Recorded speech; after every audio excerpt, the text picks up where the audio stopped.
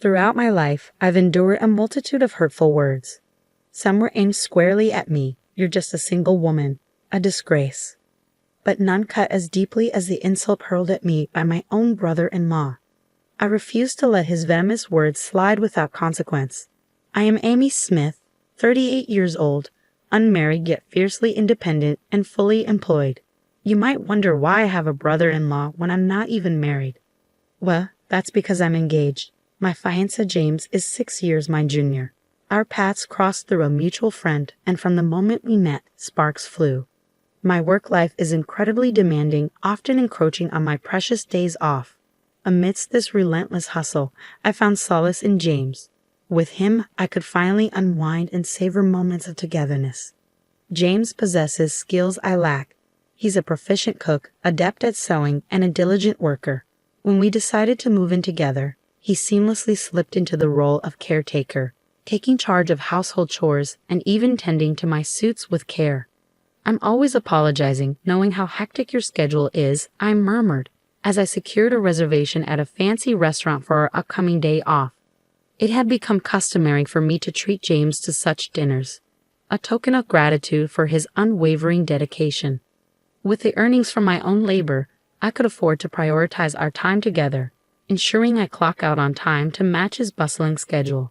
And while I might not possess his proficiency in housework, I take joy in contributing where I can.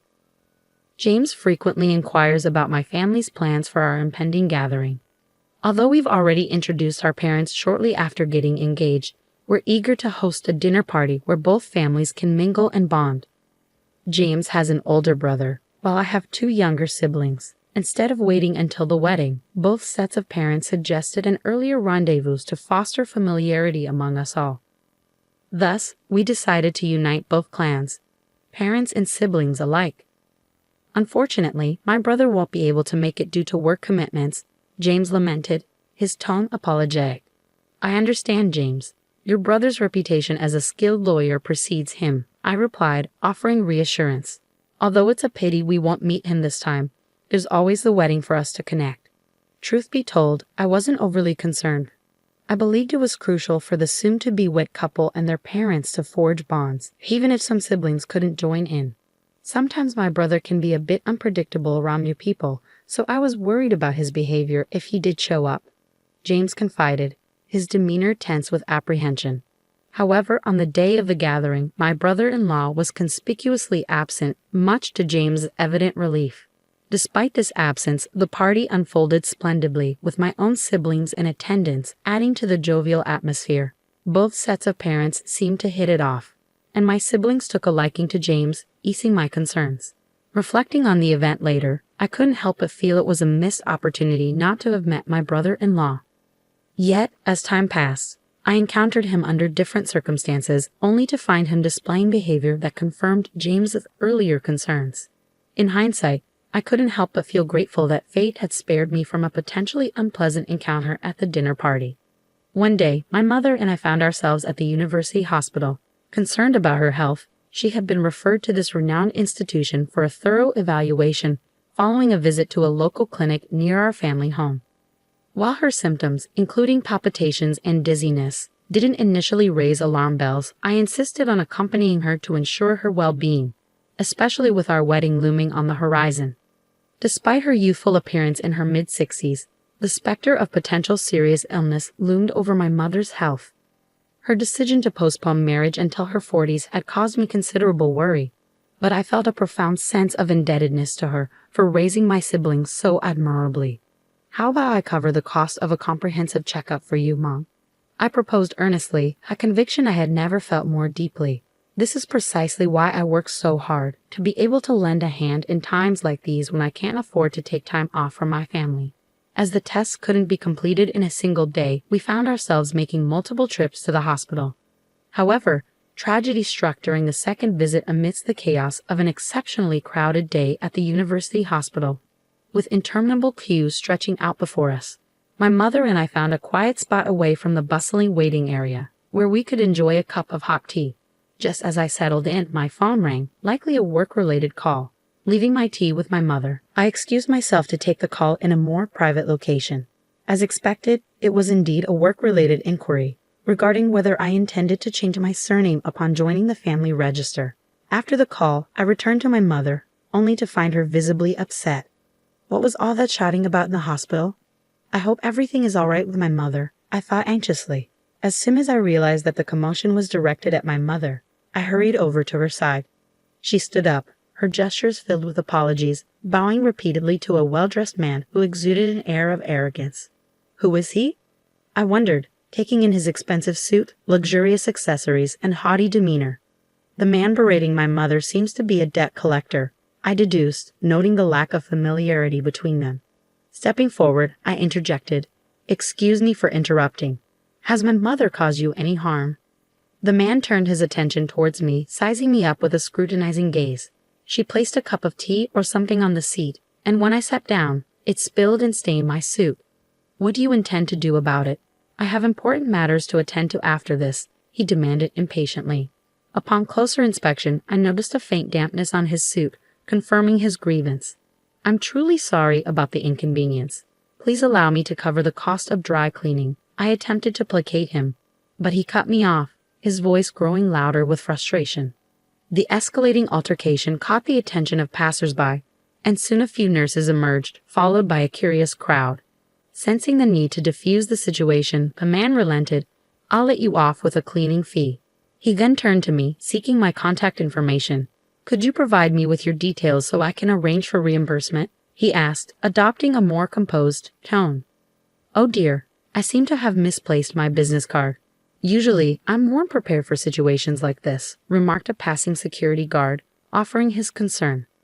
Sensing tension, he inquired, "Is everything all right? Do you need assistance?" The man clicked his tongue disapprovingly before flinging his business card in my direction. "Make sure you give me a call," he demanded sternly.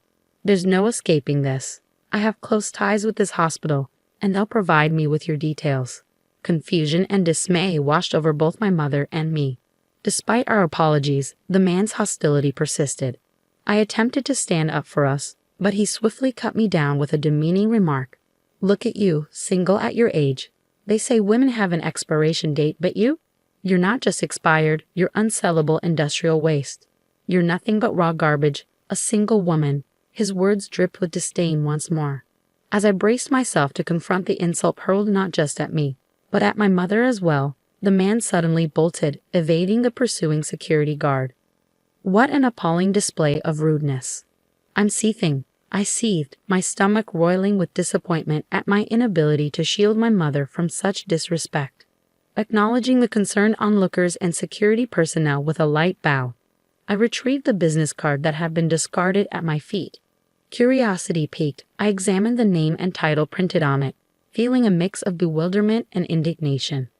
"So that's the root of this debacle," I muttered, resolving to cancel the checkup and return home, prioritizing my mother's emotional well-being. The memory of that man's venomous words fueled a simmering determination within me. I vowed to ensure he faced the consequences of his callous remarks against my mother and me. About a week later, I found myself at the courthouse. Unlike the scenarios often seen in American courtrooms, this wasn't about a suit-stained dispute.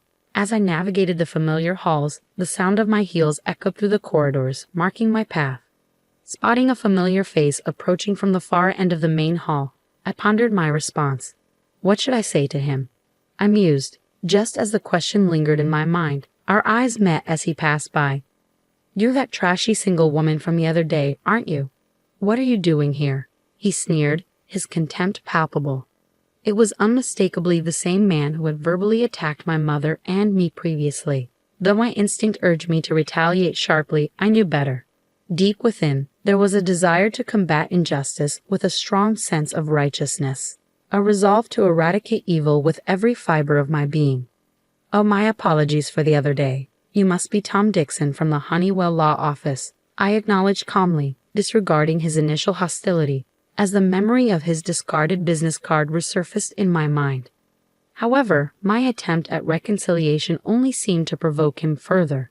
His expression twisted with disdain as he recounted the incident with the suit. "I had a client meeting at the hospital right after that," he grumbled, his tone laced with irritation. "And you disgraceful woman, have the audacity to soil my suit and then ignore my attempts to reach you. It was evident that Dixon was a lawyer by profession.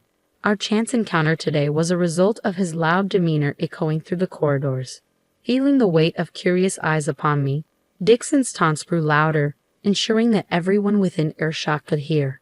He's just showing off, but if he keeps it up, I might have to call security. Unfortunately, the legal profession has its fair share of such individuals, I muttered to myself, shaking my head in exasperation, which seemed to further irk Dixon. "Mr. Dixon, your voice is carrying quite far," remarked a voice from behind me. Turning, I found a concerned individual approaching. "Mr. Dixon, is everything all right?" he inquired, casting a questioning glance at Dixon. Upon seeing the newcomer, Dixon's demeanor shifted, his tone suddenly subdued. "Oh no, not her again," he muttered under his breath, a noticeable change from his earlier bravado. As he retrieved a business card from his case, the man's eyes widened in recognition. Glancing at the card in my hand, I read the name Attorney Hannibal, partner at Honeywell Law Office. This must be Dixon's superior, the CEO of the firm. Upon recognizing me, Mr. Honeywell's demeanor transformed, his body trembling as he bowed deeply at a 90-degree angle in greeting. "Oh my, it's been too long," he exclaimed. I apologized profusely for Dixon's appalling behavior. He's my subordinate, and I assure you, this conduct is completely unacceptable. Meanwhile, a bewildered Tony Dixon stumbled into the scene, utterly clueless. "Mr. Honeywell, what's happening? Who is this woman?" he questioned, his frustration evident. "And why is she here?" he added, seething with resentment. "She's the one who ruined my suit and then had the audacity to overcharge me for dry cleaning." With a face turning a shade of blue, Mr. Honeywell seized Dixon by the collar and forced him into a bow. "Ouch! What's the meaning of this?" Dixon protested. Speaking in hushed tones, Honeywell delivered a stern reprimand. "How dare you, Dixon? This woman is a prosecutor, and furthermore, she's my former boss, Smith. She's renowned for her impeccable track record in winning every case she takes on." Lawyer Dixon stood dumbfounded, unable to reconcile the fact that the woman he had disparaged as garbage was, in fact, a prosecutor. "Yes, I am a lawyer," she affirmed. "Since childhood, I've been driven by a passion for justice. I was torn between pursuing a career as a police officer or a lawyer, but ultimately I chose the latter. My goal has always been to ensure that criminals face the consequences of their actions, even if I couldn't apprehend them myself. Working for the prosecution allows me to uphold the law and bring offenders to justice. That's why I'm frequently in and out of the courtroom for work. By the way," she continued, "Mr. Honeywell has a deep respect for me because I mentored him when he was a rookie. Despite his stern demeanor, the bond between a mentor and a protege never fades." Attorney Dixon, still reeling from the revelation, attempted to interject, but she didn't allow him the opportunity. "Mr. Honeywell, you've become an admirable man," she commended. "As for you, Mr. Dixon, I'll settle your dry cleaning bill promptly. I apologize for any inconvenience caused by my busy schedule."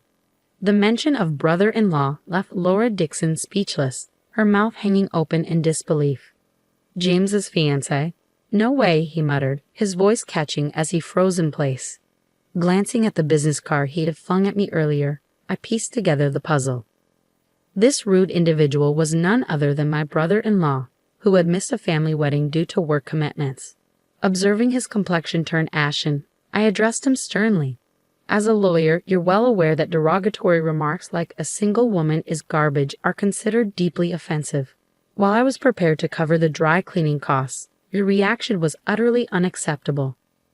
Under the law, such behavior can result in a sentence of up to 1 year in prison, a fine of no more than $3,000, or both. Which option do you prefer?" I delivered the ultimatum with a smile playing on my lips. Realizing the gravity of his situation, Attorney Dixon sank to his knees, bowing humbly. "Please forgive me, especially if this were to attract media attention. I understand that assertive lawyers are particularly sensitive to public perception." Sometime later, I celebrated a joyous wedding and am now reveling in the bliss of newlywed life. James has embraced his role as a full-time house husband, allowing me to throw myself wholeheartedly into my work for the betterment of our family. Despite his earlier transgressions, my brother-in-law has since apologized profusely to both my mother and me. He even offered to settle the dispute, but I opted to let go of the dry cleaning bill and move on. I am confident in my ability to earn the money myself. It's likely that my brother-in-law's absence from the ceremony was due to feeling uncomfortable about the situation. As a consequence of his actions and the complaints from other customers, my brother-in-law's business has taken a significant hit. It's true what they say, bad deeds eventually come to light. I've made a vow to myself to safeguard this newfound happiness, ensuring that we can continue to support and uplift each other through life's challenges.